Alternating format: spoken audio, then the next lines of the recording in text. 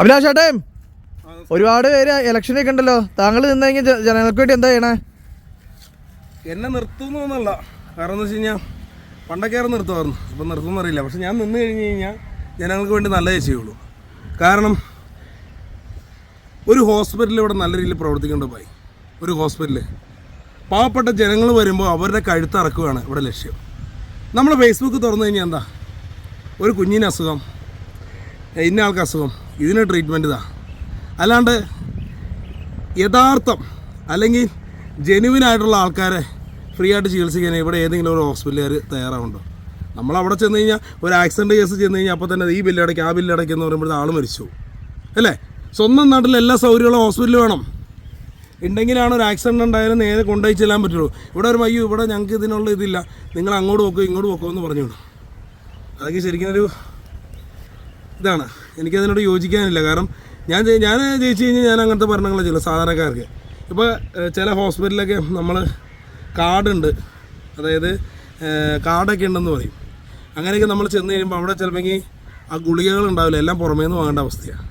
ഒരു ഡോക്ടർ ഉണ്ടെങ്കിൽ ആ ഡോക്ടർ വേറെ സ്ഥലത്തായിരിക്കും, ഹാർട്ടിനുള്ളത് ഡോക്ടർ വേറെ സ്ഥലത്ത്, വെരിക്കോസിനുള്ള വേറെ സ്ഥലത്ത്, പനിക്കുള്ള വേറെ സ്ഥലത്ത്. അവിടെ ചെല്ലുമ്പോൾ ഒരേ ഒരു ഡോക്ടറായിരിക്കും ഉള്ളത്. അപ്പോൾ അങ്ങനെ എന്താ പറയുക, ഒരു ഹോസ്പിറ്റലിൽ എല്ലാ ഡോക്ടേഴ്സും ഉണ്ടാവണം. എങ്കിലാണ് ഒരു പേഷ്യൻ്റ്, ഒരു സാധാരണക്കാർ ഗവൺമെൻറ് ഹോസ്പിറ്റൽ ആശ്രയിച്ച് തന്നെ എന്തുകൊണ്ടാണ് ആ ട്രീറ്റ്മെൻറ്റ് ഉണ്ടാവുന്നത് ഇല്ലേ? കോട്ടയത്തൊക്കെ എന്ന് പറഞ്ഞു കഴിഞ്ഞാൽ ഭയങ്കര ഒരു എല്ലാം ഉണ്ട്, എല്ലാ ഡോക്ടർമാരും കാര്യങ്ങളൊക്കെ ഉണ്ട്. പക്ഷെ നമ്മളവിടെ ചെന്ന് കഴിയുമ്പോഴോ നമ്മൾ അങ്ങോട്ടും ഇങ്ങോട്ടും ഓടേണ്ട അവസ്ഥ.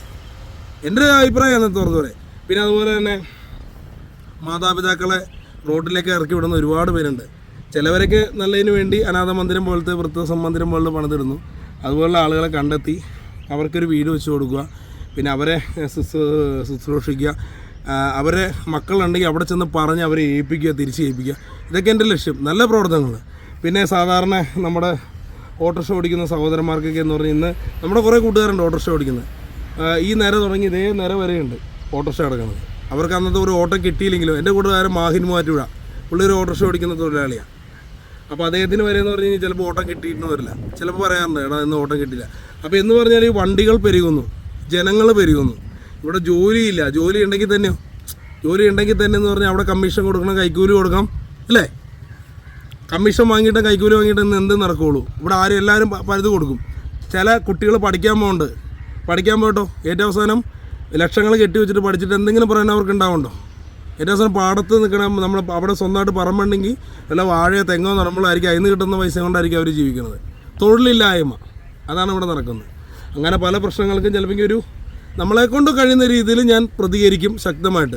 നിൽക്കുന്നുണ്ട് ആട്ടായത്ത് വേറെ ആൾക്കാരാണ് നിൽക്കുന്നത് സ്വതന്ത്രനായിട്ട് നിൽക്കാൻ അല്ല, എല്ലാവരും എല്ലാവർക്കും ആശംസകൾ നേരുന്നു. കാരണം എന്ന് വെച്ചാൽ നല്ല ഭരണം വരട്ടെ, ഏത് പാർട്ടിയാണെങ്കിലും നല്ല ഭരണം വരട്ടെ. ജനങ്ങൾക്ക് നല്ല ഭരണമാണ്. ഇപ്പം പാർട്ടിയോ അല്ലെങ്കിൽ ഇതോ അല്ല ആൾക്കാർ നോക്കുന്നത്, മനുഷ്യനെയാണ് നോക്കുന്നത്, നല്ല മനുഷ്യനെയാണ് നോക്കുന്നത് അല്ലേ? എല്ലാവർക്കും പാർട്ടിയുണ്ട്, പക്ഷേ നല്ല മനുഷ്യനാണ്. അപ്പം ഏത് പാർട്ടിയാണെങ്കിലും ജയിച്ചു വരട്ടെ, നല്ല ഭരണം കാഴ്ചവെക്കട്ടെ, സാധാരണക്കാർക്ക് പറയാനുള്ള ഭരണം കാഴ്ചവെക്കട്ടെ. നമ്മുടെ ഗതാഗത കുരുക്കും അതുപോലെ തന്നെ തൊഴിലില്ലായ്മയും ഹോസ്പിറ്റൽ കേസും എല്ലാം നല്ല രീതിയിൽ വരട്ടെ. ഇതെൻ്റെ ഒരു അഭിപ്രായം പറഞ്ഞു എന്നുള്ളൂ. ഇതാരും പൊങ്കാലിടാൻ പറയണ്ട, ഒരു പൗരൻ എന്ന രീതിയിൽ നമ്മൾ പറഞ്ഞു എന്നുള്ളൂ. എന്തായാലും എന്നെ നിർത്തിയിട്ടല്ല, ഇപ്പോൾ ഇദ്ദേഹം ഇങ്ങനെ ചോദിച്ചപ്പോൾ പറഞ്ഞെന്നുള്ളൂ ഇലക്ഷൻ നിൽക്കണം എന്നുള്ളത്. പിന്നെ അതുപോലെ തന്നെ നമ്മുടെ നാട്ടിൽ എന്തൊക്കെ സൗകര്യങ്ങൾ വരാം, തീവണ്ടി വരാം, വേണമെങ്കിൽ വിമാനം വരാം. ഇപ്പോൾ വിമാനം വരും എന്ന് പറയുമ്പോൾ നിങ്ങൾ ചോദിക്കും എന്താണ് ഇവിടെ നിന്ന് കയറിയിട്ട് എറണാകുളത്തേക്ക് പെട്ടെന്ന് എത്താനാണ് വിമാനം. മെട്രോ വരാം, മെട്രോ എറണാകുളം മാത്രമേ ഉള്ളൂ, വേണമെങ്കിൽ നമുക്ക് മൂവാറ്റുപുഴ മെട്രോ സ്ഥാപിക്കാം. അങ്ങനെ പല ഇത് ഹൈ സിറ്റിയാക്കി മാറ്റാൻ പറ്റും, മനസ്സിലായില്ലേ? അപ്പോൾ എന്തായാലും പിന്നെ അതുപോലെ തന്നെ വേറെ കാര്യം ഞാൻ തുറന്നു പറയാം. ചില വീടുകളിൽ ഒരു നേരത്തെ ആഹാരം കഴിക്കാൻ ഭാഗ്യമില്ലാത്തവരുണ്ട് ഇല്ലേ? അപ്പോൾ ആ നാട്ടിലെ മെമ്പർമാർ പോയി നോക്കി അവർക്ക് എന്താണ് ഇല്ലാത്തത് അത് സാധിച്ചു കൊടുക്കുക. ചില വീടുകൾ രോഗമായിട്ട് കിടക്കുന്നവർ, വീടില്ലാത്തവരുണ്ട്, വീട് അവകാശമുള്ളവർക്ക് വീടില്ലാണ്ട് കിടക്കുന്നുണ്ട്, വീടില്ലാത്തവർക്ക് വീട് നിർമ്മിച്ചു കൊടുക്കുക. അപ്പോൾ അവിടുത്തെ ഒരു മെമ്പർ വിചാരിച്ചു കഴിഞ്ഞാലാണ് നടക്കുകയുള്ളൂ. ചില വഴിയില്ലാത്തവരുണ്ട്, വഴി എന്ന് പറയുന്ന സംഭവമുണ്ട്, വഴിയൊന്നും ഇല്ലാണ്ട് കഷ്ടപ്പെടുന്നവരുണ്ട്, റോഡ് വഴിയൊന്നും ഇല്ലാത്ത. അങ്ങനെ ഒരുപാട് പ്രശ്നങ്ങൾ ഈ നാട്ടിലുണ്ട്, അതൊന്നും ആരും തുറന്നു ചോദിക്കുന്നില്ല, നടക്കുന്നില്ല. അപ്പോൾ അതുകൊണ്ട് കാര്യങ്ങളൊക്കെ നമുക്ക് ചെയ്ത് കൊടുക്കണം. പിന്നെ അതുപോലെ തന്നെ എന്താ പറയുക, പാവപ്പെട്ട പെൺകുട്ടികളുണ്ട് ഒരുപാട് പേര് കല്യാണം കഴിക്കാത്തവർ. അപ്പോൾ അവരെയൊക്കെ എന്ന് പറഞ്ഞു കഴിഞ്ഞാൽ അതുപോലുള്ള അർഹതപ്പെട്ടവർക്ക് കല്യാണങ്ങൾ നടത്തി കൊടുക്കണം. ആ നാട് ഒരുമിച്ച് കഴിഞ്ഞ് കഴിഞ്ഞാൽ അവരെ കല്യാണം നടന്നു പോകും, മനസ്സിലായില്ലേ? ഒരുപാട് സ്ത്രീധനമൊന്നും വാങ്ങി കെട്ടാണ്ട് അത്യാവശ്യം ഉള്ളത് വാങ്ങി മാത്രം മുന്നോട്ട് പോവുക, ആ ലൈഫും അടിപൊളിയായിട്ട് പോവുക. എന്നിട്ട് സ്ത്രീധനം കിട്ടില്ല എന്ന് പറഞ്ഞ് ഏറ്റവും അടിയും ബഹളമായിട്ട് കാര്യമില്ല, നല്ല മനസ്സോടെ പോവുക. അങ്ങനെ ഒരുപാട് കാര്യങ്ങൾ ചെയ്യാനുണ്ട്, മനസ്സിലായില്ലേ? ഇവിടെ പല കാരണം എന്ന് വെച്ച് കഴിഞ്ഞാൽ ഇപ്പോൾ ചില മദ്യം സ്ഥാപനങ്ങൾ കൊണ്ടുവച്ചിരിക്കുന്ന, ഇപ്പോൾ ചില ഫാമിലിയായിട്ട് താമസിക്കുന്ന വീടുകളുടെ ഫ്രണ്ടിലൊക്കെ ആണ് മദ്യ ഷാപ്പുകളൊക്കെ വരുന്നത്, മനസ്സിലായില്ലേ? അപ്പോൾ അതൊക്കെ ഒഴിഞ്ഞ സ്ഥലങ്ങളിൽ വയ്ക്കുക. പിന്നെ അതുപോലെ തന്നെ മദ്യത്തിന് വേണ്ടിയാണ് ആൾക്കാർ മരിക്കുന്നത് തന്നെ. അപ്പോൾ അതൊക്കെ ഒന്ന് കുറയ്ക്കുക. കുടിയന്മാരാണ് ലോകത്ത് മൊത്തം.